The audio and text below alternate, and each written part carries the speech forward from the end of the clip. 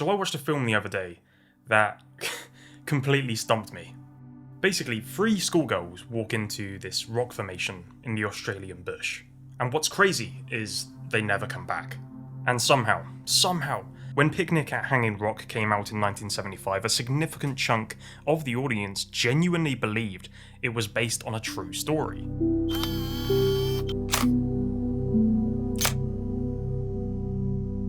So not inspired by anything or a dramatization of anything, people actually thought it was real. People thought the disappearances, so the girls, the teacher, the whole mystery, were actual historical events that happened at the real Hanging Rock in Victoria on the date of February 14th, 1900. Miranda! Miranda, don't go up there! Come back! Good morning, girls. Good morning, headmistress. But as the day is likely to be warm, you may remove your gloves. Really? Say no more.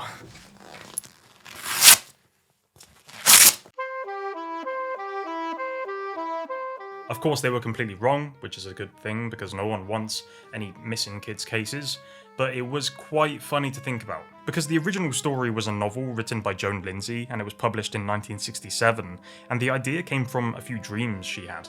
And that seems to be a recurring theme when people write stories. But there was no cold case file, there was no investigations that were made by the Australian police, and yet people didn't buy it. People were actually going to the real Hanging Rock to explore the location in order to find clues which might help them find a lead to knowing where these girls went. There were actually people contacting newspapers insisting they found the case in old archives. I don't know where. There was even records of teachers telling their students that this was a legit case that happened. I don't know where they might have got that information from, they were probably none the wiser. Maybe it was just a cautionary tale that the kids might have interpreted as a real event. Even the local historical society started receiving letters from people convinced the records had been suppressed. So the book and the story kind of slipped into this gap between fiction and history, and it just kind of stayed there. So why did a lot of people initially fall for this? Well, it's mostly because of the author, Joan Lindsay, and I gotta respect her game. Because she ended up setting a trap right at the very start of her novel. I found the funniest part about this book was what Lindsay wrote in the foreword. Whether Picnic at Hanging Rock is fact or fiction, readers will decide for themselves. As the fateful picnic took place in the year 1900, and all characters who appear in the book are long since dead, it hardly seems important. Seeing as we live in an age when fact is often harder to swallow than fiction. For the author, who knew Mount Macedon and Hanging Rock very well as a child, the story is entirely true. That's amazing. I love reading that. So she doesn't say it's fiction, and she also doesn't say it's fact. She just says you decide. It makes it sound like it's completely irrelevant as to whether or not you do. Which is exactly what you'd say if you wanted something to feel like it was being brushed under the rug. So it's amazing marketing. Apparently Lindsay was quite an eccentric person, and she had a genuine interest in the mystical and the unexplained. And she clearly loved the confusion she created from this. They may be out there, dying of thirst on that infernal rock. You and I are sitting here drinking cold bloody beer. Whenever she was asked directly in interviews whether any of it was real, she would just smile and say something vague. Some people just want to watch the world burn. What I found really interesting was there is so much detail embedded into this story that it does kind of help it make it feel believable. So the year being 1900 and it being Valentine's Day, the girls' names and the school and the geography. When you're talking about a case that feels so real, it kind of does make you think, wait a second, is it? Because our brains evolved to treat detail as evidence, and this story is nothing but detail. The more specific a lie is, the more it feels like a fact.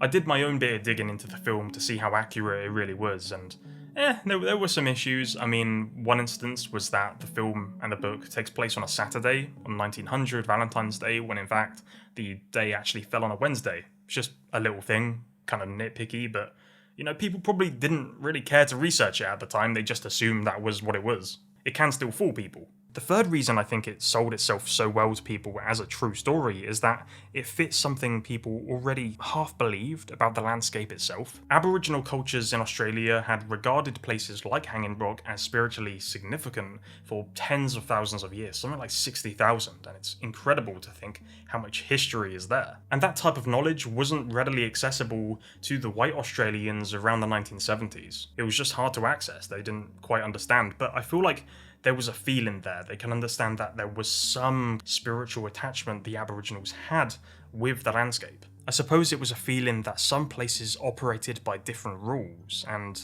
not everything could be explained. And the film tapped into that perfectly, and I think that's why it worked the way it did.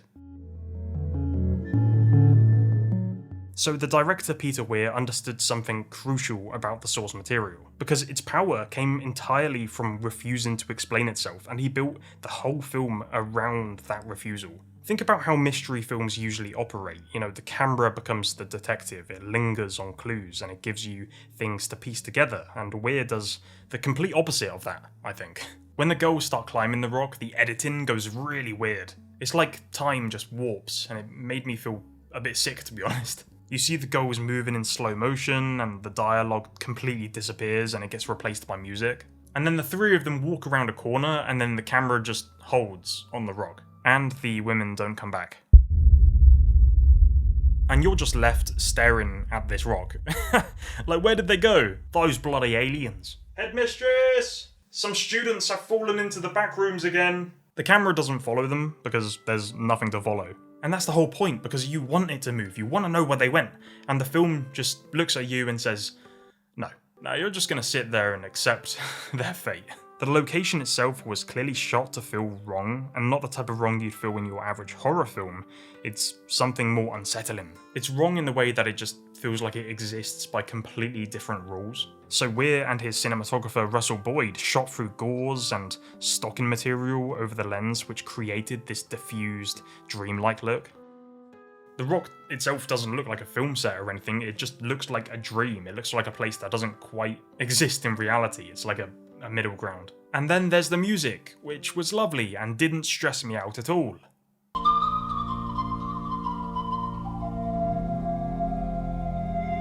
George Samfir, a Romanian musician, plays the pan flute throughout the film. And I know that sounds bizarre, but hear me out. Because the pan flute isn't something that would typically sound threatening, right? I mean, when we think of a horror film or a thriller, we usually think of string instruments. But it's not comfortable in the slightest. It felt really strange, it felt eerie, it felt like I'm in a different world and that reality is getting messed with a little bit. And for a film about people who vanish without explanation, it's pretty perfect. I feel like I can recreate that sound, hang on.